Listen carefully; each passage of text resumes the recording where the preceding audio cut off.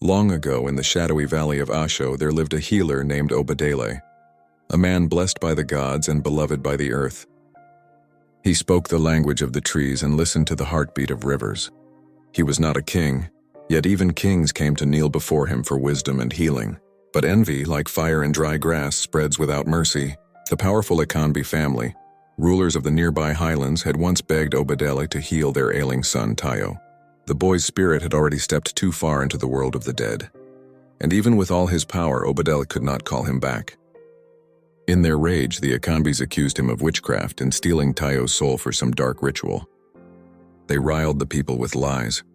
One moonless night, they dragged Obadele from his home, chained his wrists with iron, and burned him beneath the sacred Iroko tree, his cries drowned out by drums of false justice. The valley mourned in silence. The skies wept for 7 days. But death did not tame Obadele's spirit. He became a thing not even the gods could fully see, bound by sorrow, sharpened by vengeance. Years passed, then decades.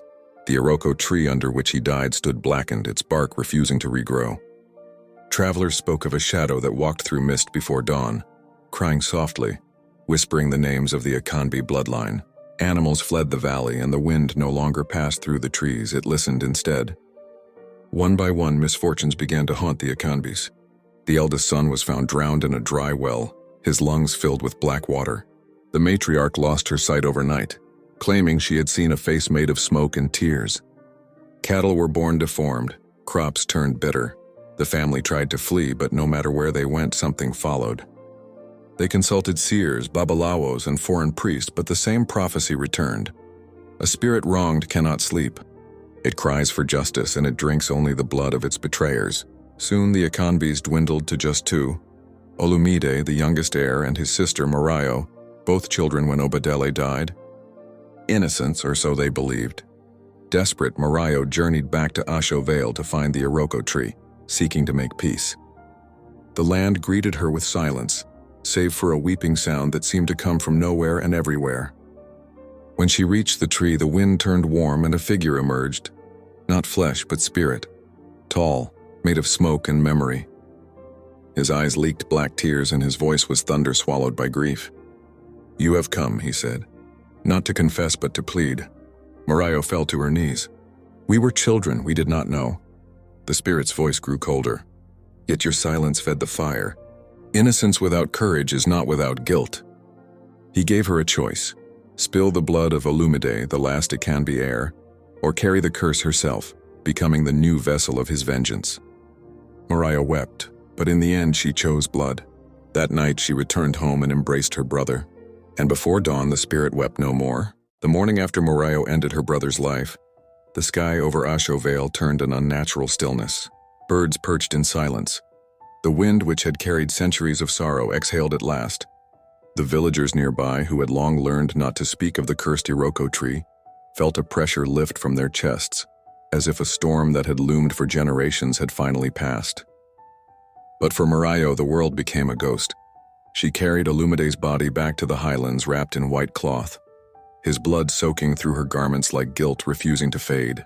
The Akanbi mansion stood hollow, rooms echoing with memories of arrogance and secrets.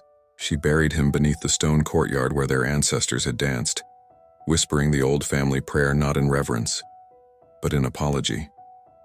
Yet peace did not come. Each night Morayo dreamt of the spirit. Obadele stood in her dreams, no longer weeping but watching, always watching. She saw his hands, once scorched by fire, now clean and whole, yet they never reached for her. And when she tried to speak, her voice would vanish, swallowed by wind. Days turned to weeks, and though Asho Vale began to bloom again, its rivers were clearer, its animals returning, Morayo withered. The villagers no longer feared the land, but they feared her.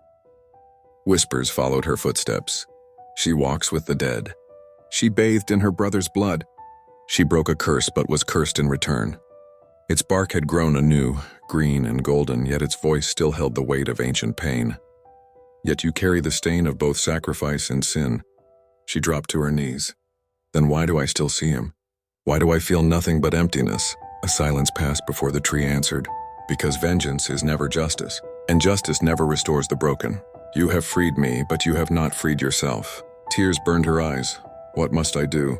The wind stirred. and in it, a final whisper, become what they feared. It's not a curse, a guardian. From that night on, Morayo disappeared from the highlands. Some say she built a small shrine beneath the Iroko tree, where she lived alone, healing travelers, whispering to spirits, tending to those burdened by guilt. Others say she became something not quite human, neither spirit nor mortal, a keeper of balance between the living and the dead. A woman with sad eyes and blood-stained hands who appears to those seeking vengeance and gently warns them of its cost. And in the Valley of Asho, no spirit weeps anymore, but the tree still remembers. For more interesting stories, like, share, comment, and subscribe. Thanks for watching.